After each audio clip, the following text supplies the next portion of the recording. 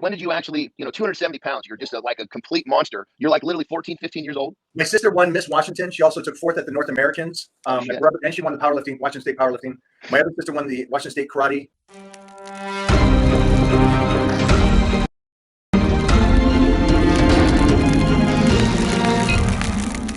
Welcome to another edition of Legends of Iron. I'm John Anderson. With me always my partners in crime, Nick Best and Akeem Williams. We have got a rockin' show for you today. And when I mean rockin', I mean rockin'. We have got the godfather, and I mean godfather of the fitness industry here with us today. And there's nobody that's done it longer, nobody that's done it better.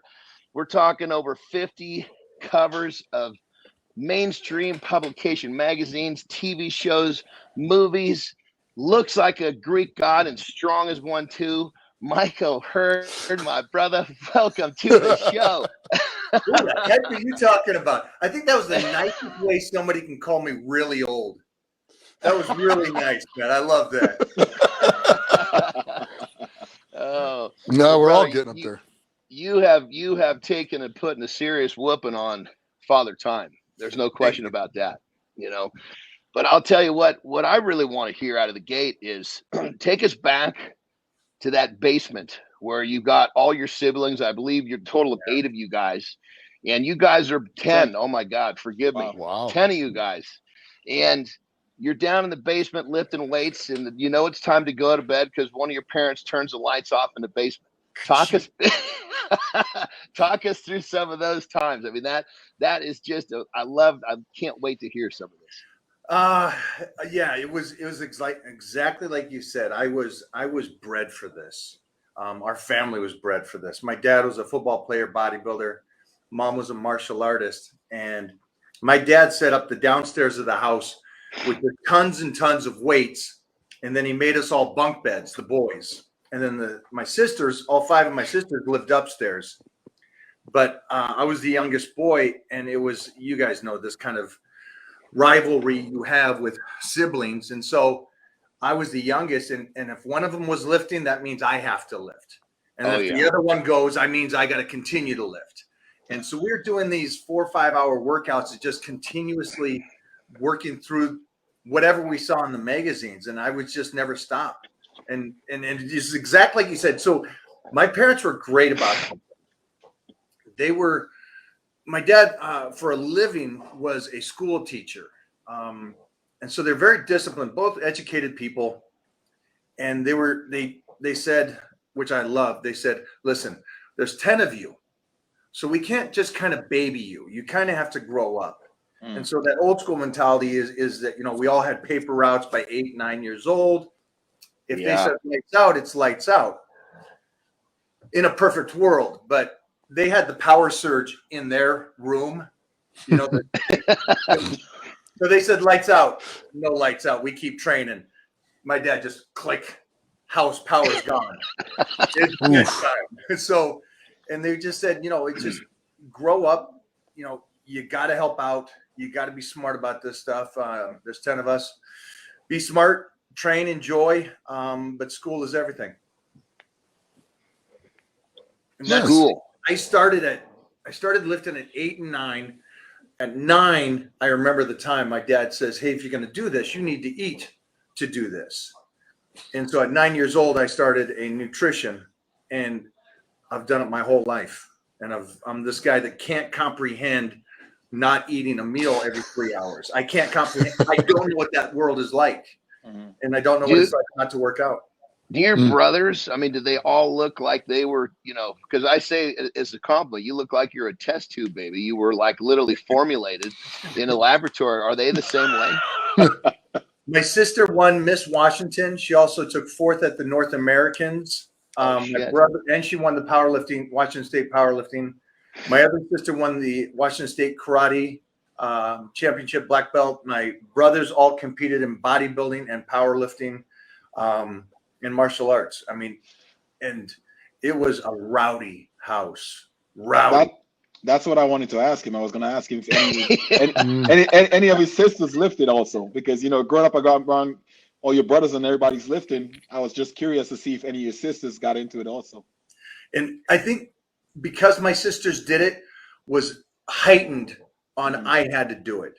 Yeah. Because the boys are boys, right? Yeah. But sisters, when they're lifting and they're out lifting you, or they're lifting you, it's like I would say I'm getting my ass kicked from my older brothers, but when I'm getting my ass kicked from my older sisters, then it's like I really got to turn up the volume of training and stuff. Yeah. And so I remember it was like a fight house. Yeah. Because everybody did martial arts, and so my sisters are drop kicking me, saying, "Get out of the bathroom." We have one bathroom.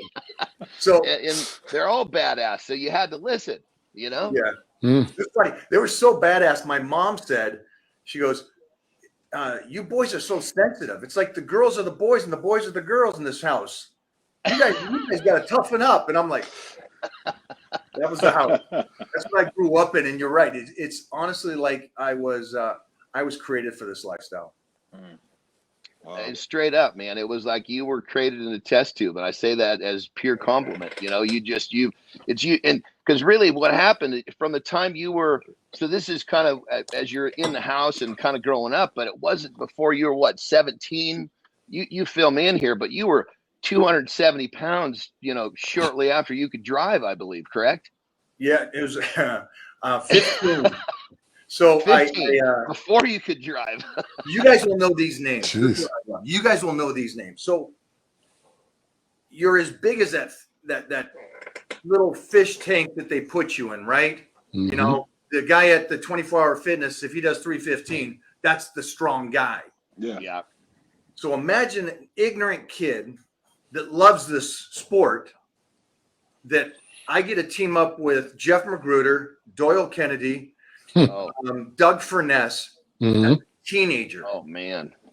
And I'm too dumb to know that. I thought these guys are regular. I didn't know they were the best in the world. That's a beautiful thing, though. Think about that. Yeah. Oh my God! Imagine being Nick's kid and going, "Dad, you're just as strong as everybody else," and thinking that is the average. That's huge. I don't think the world understands that. These guys were the very best at that time, and I'm this kid who was like a mascot. By the time I was 13, Jeff Magruder took me under his wing and started getting me ready for a powerlifting meet and a bodybuilding show. And I'm seeing these guys lift, and I'm like, okay, this is cool. So I can do that by 20. I didn't know it's not longer than that, but those were my, I guess you would call them limits, the mind limits. And so I was blessed to be born like that, in a house like that. And then I was blessed to be around the limits of this. You were programmed. You were programmed at the highest level. I mean, you got, Doyle Kennedy.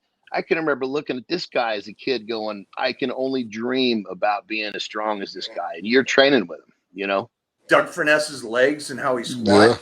Yeah. Oh my God. Furness's squat and Kennedy's deadlift. Kennedy was like the first guy that deadlifted 900 pounds. Yeah. Yep. Yeah, that's and he was just a savage, man. Just a savage. That big old beard. You just But that's the thing. I'm this kid around these guys that were so savage, and they treated me like a man. Yeah. I'm 13, 14, and I'm posing in the mirror, and sorry to the fans, but like Jeff slaps me in the face and says, "Put on a sweatshirt, stop posing, and lift the weights." You can't get away with that, but I freaking love that because that's a memory I still know today.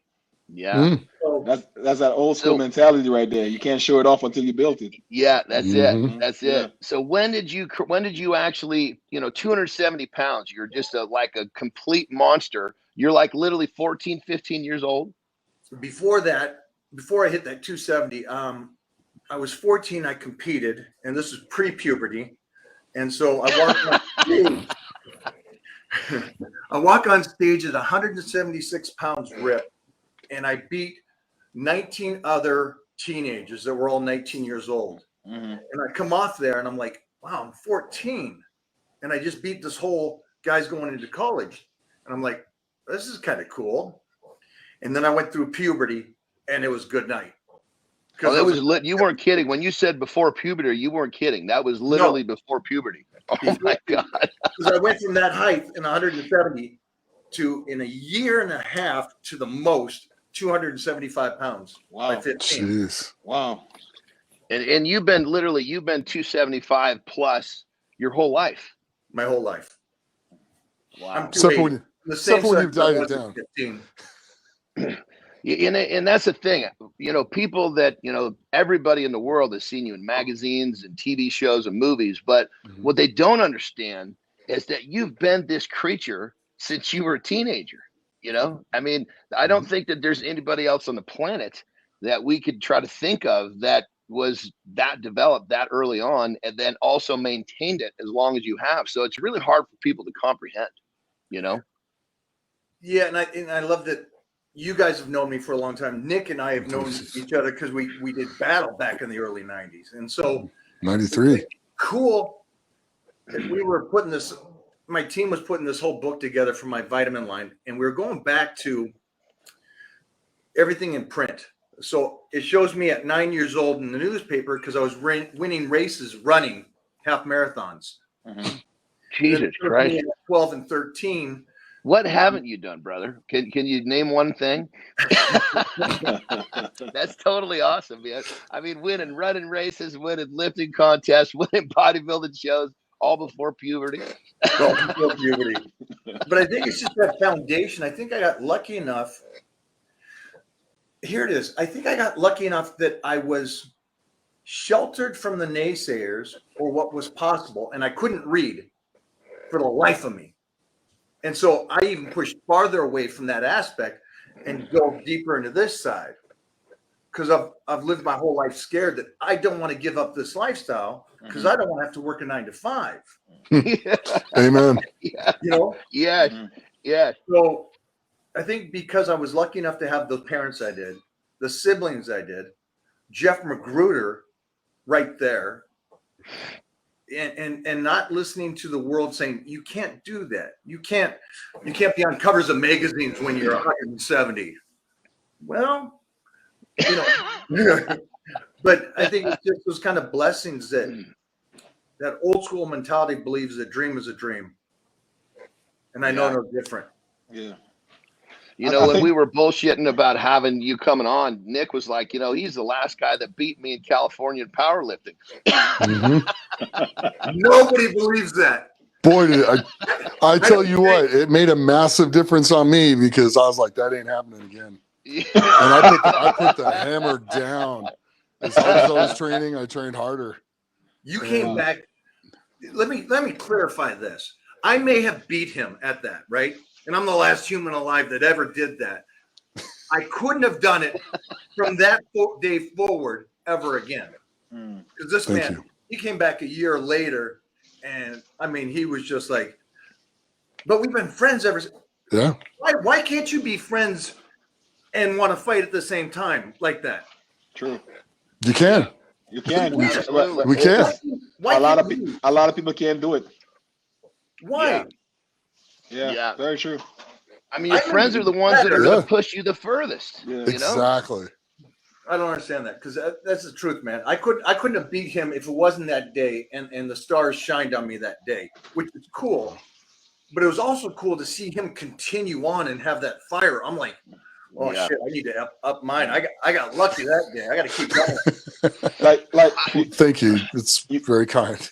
You see that in bodybuilding all the time. Like even at the highest level, like at the Olympia, everybody's like looking at each other pissed off the whole time before we get on stage. And then the minute we get on stage and they do what they need to do, then everybody's friends after.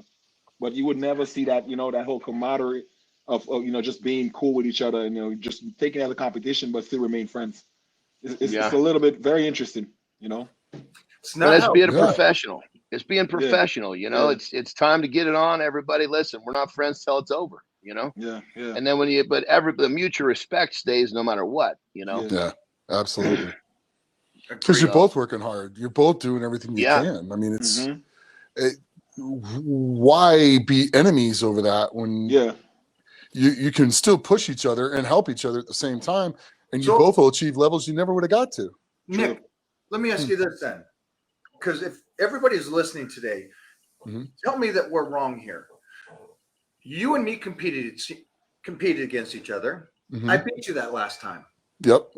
We became instant friends, Mhm. and it never stopped. No. Why could we have done that? What happened, and then we stayed friends and pushed for each other. Yeah. Right in today's society, if somebody beats somebody or something like that, it's like it's not that wow, that was a good fight, man. That was impressive. I have respect for you. I want to continue to be around you. Because you're getting better. I want to hang on to that and go, wow, we're growing together. Yeah, Because 100%. I don't think respect for other people is taught anymore, Yeah. or respect for hard work and dedication and learning from each other. I mean, you go off on your own island and do your own thing. How are you going to learn anything different or new, or more sets of eyes see things that people miss that can make you much more well-rounded? Yeah. And I think it's all about a game day thing, and that's it. Everything else should be friends. you made a very, very key point. Learning from each other, learning from other people. Nowadays, nobody want to learn. Everybody think they know it all. Yeah. Yeah, I'll agree with that. Yeah.